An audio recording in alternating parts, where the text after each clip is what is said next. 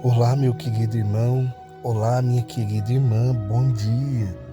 Que Deus abençoe hoje, rica e poderosamente, o seu dia.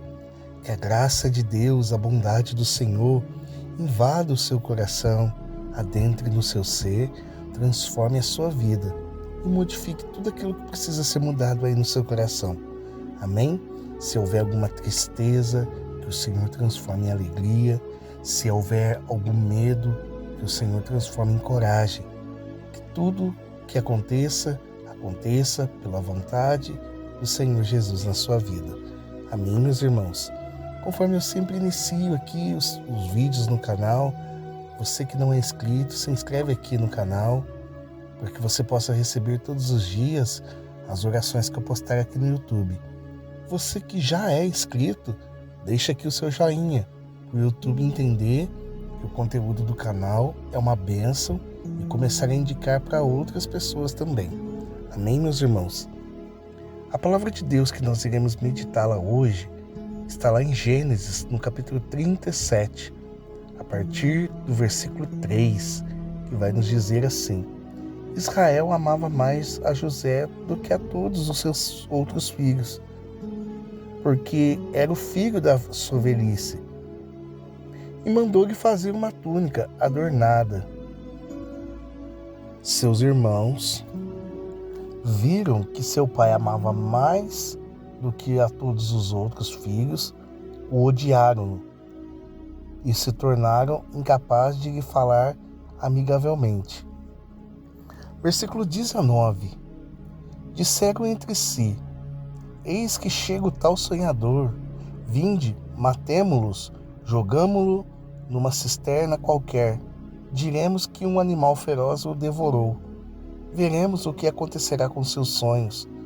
Mas Rúben, ouvindo isso, salvou-o das mãos dos seus irmãos e lhes disse: Não lhe tiremos a vida. Disse-lhe Rúben: Não derramaremos sangue. Lançai-o na cisterna do deserto, mas não ponhais a mão sobre ele. Era para ser salvo das mãos deles e restituí-lo a seu pai. Assim, quando José chegou junto deles, o despojaram de sua túnica, a túnica adornada que ele vestia, arremessaram-lhe contra ele e o lançaram-lhe contra a cisterna. Era uma cisterna vazia, onde não havia água. Depois, assentaram-se para comer. Meus queridos irmãos, essa passagem talvez fique aqui para nós, sem entendermos o real sentido que ela tem aqui para nós, para esse dia de hoje. Talvez a sua pergunta seja: mas o que é que essa palavra tem a ver comigo? O que é que essa palavra tem a ver com cada um de nós, ou com o momento que nós vivenciamos na atualidade? Pois bem, essa palavra conta a história de irmãos que, por inveja de um irmão que o pai amava mais, resolveram matá-lo.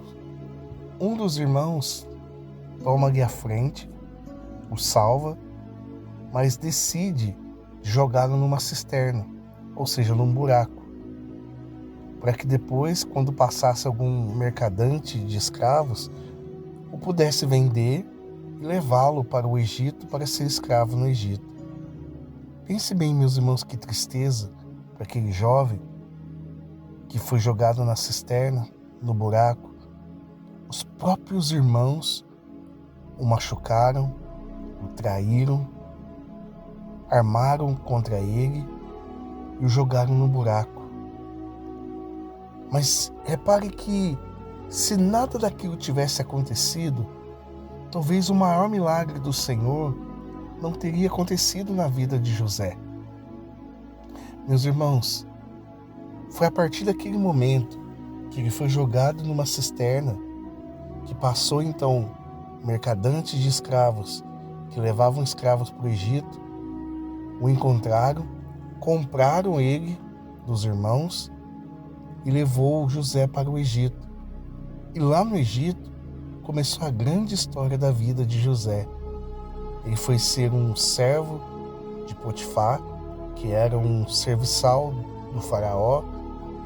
A partir dali, ele ganhou a confiança de Potifar e foi só crescendo em sabedoria e acabou se tornando o grande e maior governador do Egito todo. Acima dele, meu irmão, só estava o faraó. Pensa bem, alguém que estava numa cisterna, num buraco, acabou se tornando um grande homem, o governador de todo o Egito. Meus irmãos, sabe no que eu estava meditando? Se Deus chegasse para José, naquele momento que ele estava ali naquele buraco, e dissesse para ele que José seria o grande governador do Egito, José não acreditaria. José duvidaria de Deus. Se Jesus de Nazaré, quando estava passando pelo mar da Galileia, encontrou Pedro consertando as redes na beira do mar, se Jesus tivesse dito para ele que ele seria um grande evangelizador, ganharia almas para Deus, a ponto da sombra dele começar a fazer curas, Pedro também não acreditaria. Imagine se Jesus chegasse para Saulo de Tarso e dissesse para Saulo de Tarso: Saulo, um dia você vai se arrepender, você vai ter um encontro comigo, você vai cair do cavalo e você, a partir desse momento, será um dos maiores apóstolos meus por toda a eternidade. Saulo de Tarso talvez não acreditaria, daria talvez até risada nos planos de Deus. Meus irmãos, muitas das vezes nós nos perguntamos ao Senhor o que Ele quer de nós, o que Ele quer para nós. Eu tenho esse costume de, ao longo da manhã, quando eu levanto, fazer essa pergunta ao Senhor: Senhor, o que queres de mim para hoje? O que o Senhor quer realizar na minha vida hoje? E muitas das vezes o Senhor não responde, Ele fica em silêncio. Porque se Ele dissesse tudo aquilo que Ele tem para realizar nas nossas vidas, nós não acreditaríamos. A graça e o milagre que o Senhor tem para fazer na sua vida, meu irmão e minha irmã, é tão grande, mas tão grande, que se Ele te contasse antes de realizar, você não acreditaria. Portanto, o que cabe a cada um de nós, não importa a situação que hoje nós nos encontramos. Se hoje você está tudo bem, que bom. Mas se hoje você se sente entristecido, magoado, triste, preocupado, talvez no fundo do poço, como José se sentiu naquele dia, não se preocupe, meu querido irmão. O Senhor está com você, independente do lugar aonde quer que Ele esteja. Ele está com você, tanto nos lugares bons, quanto também nos lugares difíceis. Como o Senhor estava com aqueles discípulos no dia da tempestade. Jesus estava dormindo, mas Ele estava lá. Ele não permitiu que os discípulos fossem sozinhos enfrentar aquela tempestade. Ele estava lá, embora estivesse dormindo, mas Ele estava lá. E é o que eu digo para você: se você tem aí no seu coração a necessidade de ir ao médico, de procurar um advogado para resolver algum problema, aonde quer que você for, meu irmão, nesse dia de hoje, saiba de uma coisa: o Senhor vai com você. Aliás, além dele ir com você, só pelo fato dele ser onipresente, Ele pode estar em todos os lugares ao mesmo tempo. Eu até ouso dizer que além de ir com você, Ele já está lá. Amém?